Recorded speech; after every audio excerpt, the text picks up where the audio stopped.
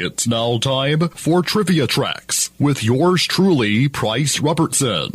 This edition of Trivia Tracks is brought to you by Beth Smith at Edward Jones, member SIPC, and by ProMed Ambulance Services. Give them a call at 1-800-634-0436. For over 60 years, this beloved sportscaster was the voice of the Dodgers. His distinctive voice and lyrically descriptive style made him the perfect target of satire.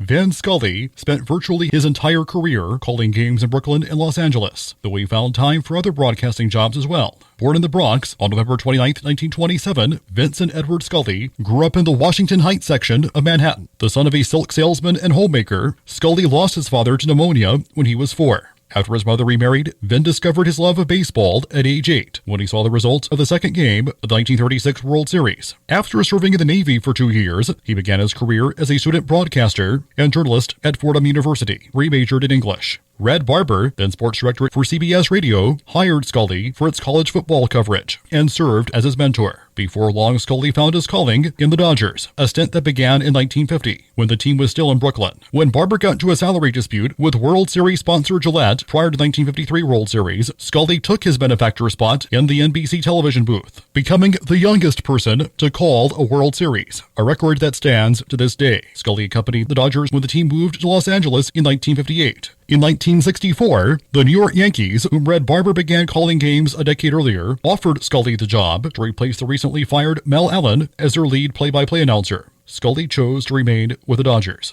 By 1976, his popularity in LA had become such that Dodger fans voted him the most memorable personality in the history of the franchise. While continuing his association with the Dodgers, Vin Scully was able to find time for other jobs in the business, including announcing NFL games for CBS, calling 3 World Series, 4 National League Championships, and All-Star games for NBC, hosting not 1 but 2 game shows, It Takes Two and Challenge of the Sexes, taking on the role of narrator for the 1966 sitcom Occasional Wife, one of the first sitcoms not to use a laugh track, and hosting his own talk variety show, also for CBS. He was almost given the job at ABC's Monday Night Football prior to its launch in 1970, but Scully's commitment to the Dodgers forced him to reject the offer. In 1982, he was inducted into the National Baseball Hall of Fame and was honored with a Lifetime Achievement Emmy Award for sportscasting. In 1995, he was inducted into the National Radio Hall of Fame. In January 2016, Scully announced his retirement from calling Dodger games after the conclusion of the 2016 season, although he left open the possibility of calling postseason games, but not the World Series, if the Dodgers were to advance. His final game was the team's October 2nd finale at San Francisco. The twice married and widowed legend died at his home on August 2nd, 2022, at the age of 94. Among his other honors, Vin Scully has a star on the Hollywood Walk of Fame, a press box named after him at Dodger Stadium, and a street named for him within the team's former Dodger Town spring training facility in Vero Beach, Florida. Till next time, I'm Price Robertson.